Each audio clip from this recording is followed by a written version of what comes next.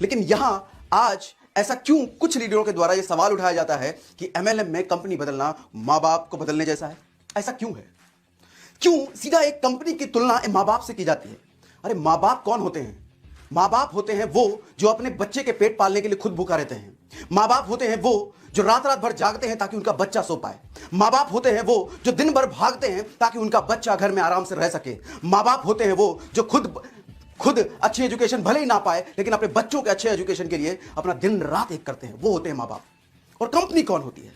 Company तो वो होती है जब आप कंपनी को टर्नओवर देते हो, कंपनी को पूरे महीने बिजनेस देते हो, तो महीने के एंड में कंपनी आपको निकाल के आपको पैसा दे देती है। कंपनी हमेशा प्रोफेशनल होती है और कंपनी की तुलना हम मां बाप से करते हैं।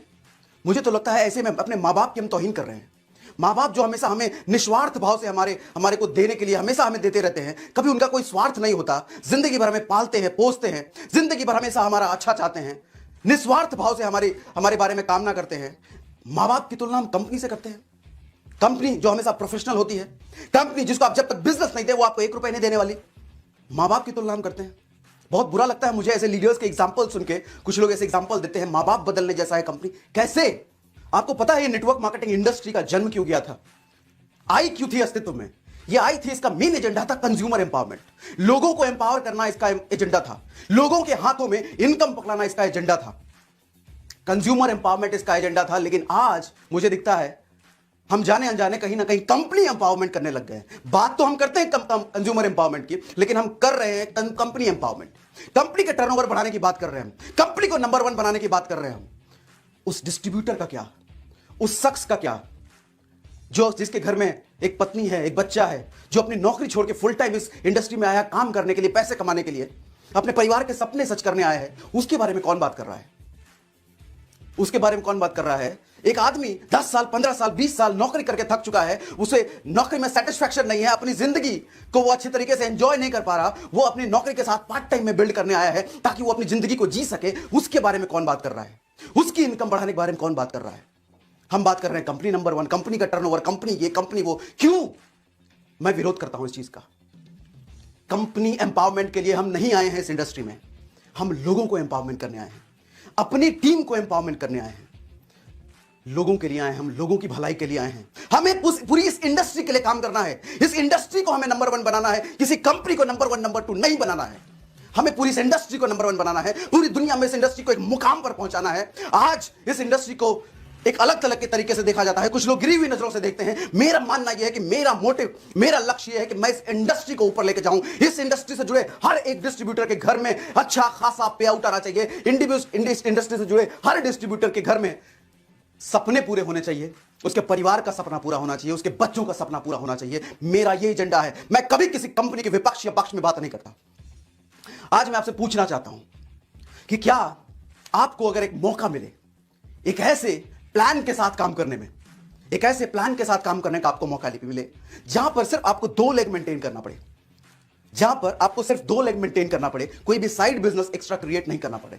मैं जो ये बात कर रहा हूं, मैं बिल्कुल इंडिपेंडेंट होकर के बात कर रहा हूं। मैं एक डिस्ट्रीब्यूटर के पक्ष में रहकर बात कर रहा हूं। मैं उस हर परिवार के बारे में सोच रहा हूं जो परिवार का एक सदस्य आज नेटवर्क मार्केटिंग इंडस्ट्री से जुड़ा है अपने सपने पूरे करने के लिए। मैं उससे बात कर रहा हूं। मेरा बात करना किसी भी कंपनी के पक्ष में नहीं है, किसी भी कंपनी के विपक्ष में नहीं है। मैं लोगों के बारे में बात कर रहा हूं, कंज्यूमर एम्पावरमेंट के बारे में बात कर रहा हूं। इसलिए मेरा आपसे आज मैं कुछ सवाल पूछ रहा हूं। आज मैं ओके लाइफ से जुड़ा हूं तो ओके लाइफ के बारे में सही इंफॉर्मेशन देना मेरी जिम्मेदारी है आपको। मैं चाहता हूं कि ओके लाइफ से अगर मैं जुड़ा हूं तो मैंने बहुत सारी चीजें देखी हैं। मैंने देखा है कि इसके जरिए मैं अपनी टीम का सपना पूरा कर सकता हूं। मैं अपनी टीम जो फुल टाइम में, जो एक लड़का 21 साल 22 साल का लड़का आज हमारे साथ जुड़ा है अपने सपने पूरे करने के लिए, मैं उसका सपना ओके लाइफ के साथ पूरा कर सकता हूं। मैं अपने लोगों के घरों में अच्छी अच्छी गाड़ियां दिलवा सकता हूं, अच्छे घर में उनको दिलवा सकता हूं, अच्छा रहन सहन उनको दिलवा सकता हूं।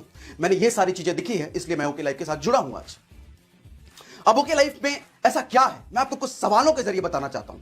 जवाब नहीं दूंगा, मैं आपको कुछ सवाल बताना चाहता हूं, कुछ सवाल पूछना चाहता हूं। इन सवालों के जरिए आप समझ सकते हैं कि हम ओके लाइफ में क्यों आए और किसी को भी ओके लाइफ केयर में क्यों आना चाहिए। पहला सवाल मेरा, जैसे मैंने आपसे पूछा, अगर आपको मौका मिले सिर्फ 2 लेग के बिजनेस प्लान में काम करने के लिए, सिर्फ 2 लेग, कोई भी एक्स्ट्रा बिजनेस, कोई तीसरा लेग, चौथा लेग आपको डालने की जरूरत ना पड़े, बिजनेस आसान होगा या मुश्किल, आप बताएं।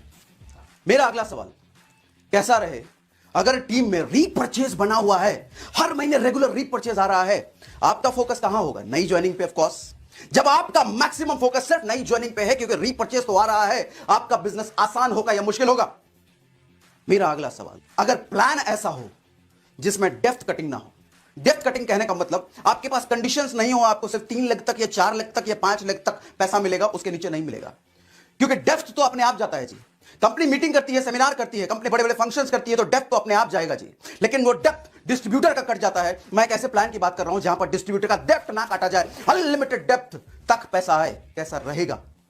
मेरा अगला सवाल, कैसा रहे जब डाउनलाइन आपके बराबर लेवल पे आ जाए, तो उस वक्त आपको सरवाइव करने के लिए, इनकम लेने के लिए कोई extra business, extra leg open करने के लिए ना कहा जाए। बिजनेस आसान होगा या मुश्किल होगा? कैसा रहे? मेरा अगला सवाल है आपसे, कैसा रहे अगर सिंगल लेग स्पॉन्सर जिसको आपने किया है उस लेग से भी आपको पैसा आए, बिना कोई मैचिंग, बिना कोई क्राइटेरिया मीट करे हुए, सिर्फ और सिर्फ सिंगल लेग्स से भी आपको पैसा आए, और वो भी अनलिमिटेड पैसा आए? कैसा रहेगा?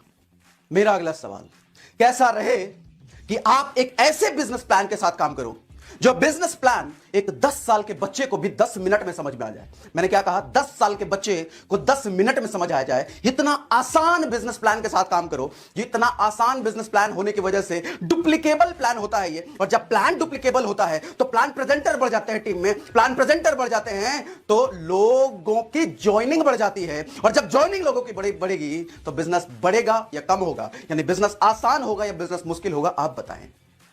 कैसा रहे अगर आपको अपना DP stock point store open करना है तो 5 लाख के इन्वेस्टमेंट के बजाय सिर्फ 50,000 रुपए में आप अपना स्टोर ओपन कर पाए। इवन 5 लाख का स्टोर ओपन करते हैं तो आपको 7% कमीशन मिले, 50,000 का ओपन करते हैं तो 4% डीपी पर कमीशन मिले। कैसा रहेगा? कैसा रहे अगर आपको रिटेल प्रॉफिट अप टू 40% मिले, यानी कि अप टू 40%, 40% सिर्फ रिटेल प्रॉफिट मिले, यानी कि 10,000 का सामान बेचोगे तो 4,000, 1 लाख का बेचने पे 40,000, अप टू 40% आपको रिटेल प्रॉफिट। कैसा रहे कि आपका पे आउट हर महीने बढ़ते क्रम में आए, कभी घटे ना, गिरे ना, बढ़ते क्रम में आए? कैसा रहेगा? अगर आपका जवाब भी इन सारे सवालों के लिए हां है और आप जानना चाहते हैं कि ये अगर हो जाए तो अच्छा रहेगा,